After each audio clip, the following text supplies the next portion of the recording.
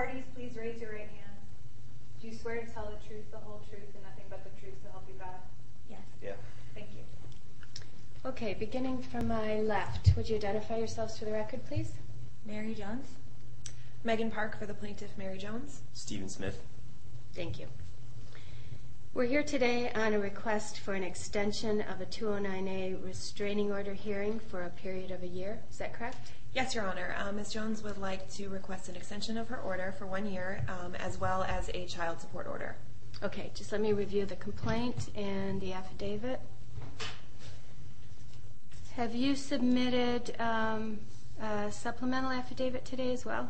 We have, Your Honor. It should be with the file, and we also gave a copy of the supplemental affidavit to the defendant about 20 minutes before the hearing. Okay. Ms. Jones, I'd like to ask you some questions directly, please. Okay. Can you tell me in your own words why you're asking me to continue this? Yes. I need this order because I'm really afraid of him. I'm afraid he's going to hurt me if I won't let him see our kids whenever he wants to see them, and I'm even afraid he might hurt the kids, and I'm afraid that he would snatch them away from me. Ms. Jones, I've read the affidavit that you've signed. You have children with Mr. Smith, is that correct? Yes. And do they reside with you? Yes. Can you tell me, you allege that on April the 12th something happened at your residence. Can you tell me what happened between you and Mr. Smith, please? Things got pretty heated, and I called the police, but they showed up, but they said that they couldn't arrest him. Ms. Jones, now you say that he did something to place you in fear of your safety. What I'm getting at is, can you tell me specifically what happened to cause you to be in fear of your safety on April the 12th? Okay.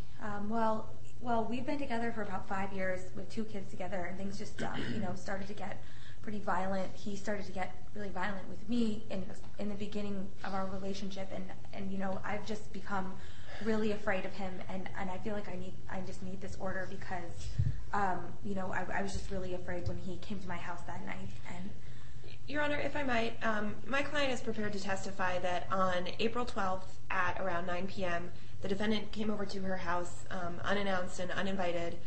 He demanded to see the children, John, who's 4, and Lucy, who's 2. They were both sleeping.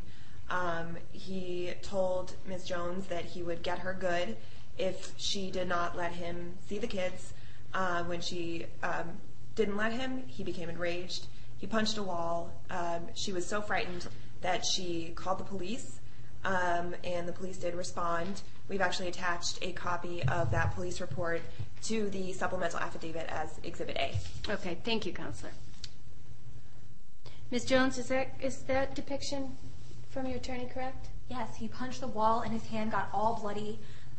He told me that he was really mad at me for not letting him see the kids, and they were just sleeping in the next room, and I didn't want them to wake up, and I just really didn't want him to see them at that time. Okay, thank you. Mr. Smith. Yeah. Have you read the affidavits? They gave me a paper 20 minutes ago. Okay. Yeah. But you read it? Yeah, I read all the lies that she wrote about me. Yeah, but And, sir, do you understand it? yeah, I understand. I don't know. She just made up a bunch of stuff, so I understand that's what she did. But Okay, it's so not. Why don't you tell me, in your words, what happened on April the 12th? Well, I went. We have 2 kids together, and I went by to see my kids. I have every right to see my kids, just like she does. So I went by. I went to see my kids, and she just said no. She just, for whatever crazy reason she has, she said no. You can't see your own kids, which obviously she can't do. They were sleeping. Okay, Ms. Jones, this is his turn to talk. You'll have another opportunity after we've heard his side. Okay. I'm sorry. Thank you, sir. So you were at the house on April the 12th. Yeah. Correct? Yeah.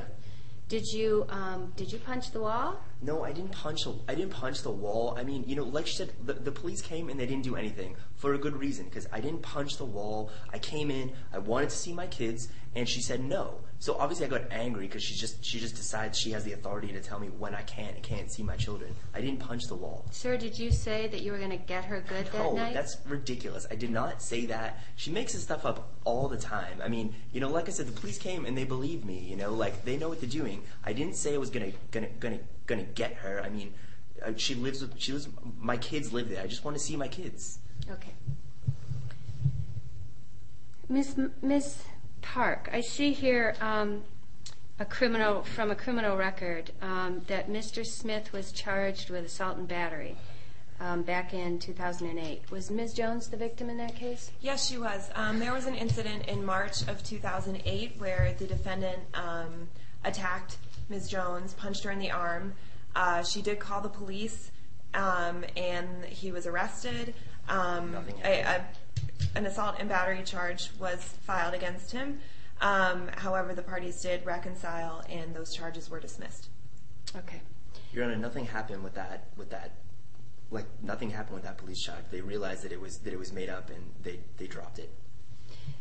Thank you, Mr. Smith. Ms. Park, is there anything else you'd like to add on behalf of your client? Yes, the only thing is she is also requesting a modification of the order to include a child support order as per the Massachusetts child support guidelines. On child support, is there anything in the probate court between these two? No, there isn't. And what kind of support are you looking for? Well, we have attached a child support worksheet. As per the guidelines, we calculated what the support would be. Ms. Jones told me that Mr. Smith makes about $500 a week working as a carpenter. No, and based on that income, the child support order would be $149 per week. Sir, what kind of income do you have right now? She knows this. I'm not making any money right now. I've been out of work since January. If anyone knows this, it's her. I've been out of work. I'm literally living in my car right now since she just went crazy and kicked me out. So I'm living in my car right now. Well, tell me what you think you can afford to pay to support your children. I mean, how am I going to pay anything? I don't have any money. I mean, if I had money, I wouldn't be living in my car. I can't afford anything. I'm hoping to find work in the next few weeks. This is the work I do is seasonal sometimes. It's off season. I'm willing to support my kids, but she could give me a break here. Mr. Smith, you do have a legal responsibility to support these kids. Yeah, but I don't have any money. Thank you. Ms. Park, why don't we have Mr. Smith, when he's got work again, get together his documentation of his income and you work it out and issue a child support? Your Honor, well, at this point, we would actually request that there would be another hearing just on the issue of child support. Under the statute, under 219A, Section 3, the defendant has an obligation or can be ordered to pay child support in the district court through a restraining order, as well as any other relief necessary to protect the plaintiff and her children. Even if he is not working, he should be ordered to pay the minimum amount, which would be $80 a month, and that's $18.50 a week. Counsel, I understand the law, thank you, but this guy's telling me he doesn't have an income. It seems like it's a waste of this court's time and your time, frankly, to come back and address child support. Why don't we just bring it to the probate court? Well, Ms. Jones needs to pay her rent, she needs to buy food, and she needs to clothe herself and her children. And we would request that another hearing be scheduled just on the issue of child support. Okay, all right, here's what I'm going to do. I'm going to continue this for 10 days, and I'm going to have the two of you come back strictly for the issue of child support. Sir, I want your W-2s from your former job.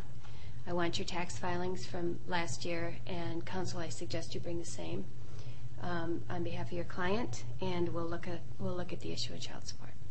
Thank you, Your Honor. Okay, I've heard the testimony from both parties. I've read the affidavits and the police report. Ms. Jones, I find your testimony credible, and I am going to enter this order for a period of 1 year to expire 1 year from today, which is April 28th, 2010. That's 2011, Your Honor. Okay, thank you. So 2011. So this means I can't see my kids? Is that what you're saying? Mr. Smith, you're in the district court. I don't have the authority to give you any kind of visitation. If you want that, you're going to have to seek relief in the probate court. I don't understand what this has to do with my kids. Like, if she wants to make stuff up, then why should that make me not have to see? So you're going to have to bring it to the probate court. I can't do it here. So for now, you are ordered to remain away from Ms. Jones, to remain away from her place of employment and the house. It's fine. You I are to couldn't care remain. less about seeing Sir, her. I don't just want to interrupt see me my when I'm kids. talking, please. You are to remain away from the children and to stay away from her wherever she may be. If you want to see your kids, you're going to have to go to the probate court and get orders. Fine. Until then, you stay away from her and the kids. You I may will. pick up orders, copies of your order from the clerk. Thank you. Thank you, Your Honor. Sir, please wait in the courtroom for a moment so that the plaintiff has an opportunity to get her copy of the order from the clerk's office. This video has been developed by the Domestic and Sexual Violence Council. It is intended for training purposes only. We'd like to thank the Northeastern University School of Law for the use of this space and for their technical support.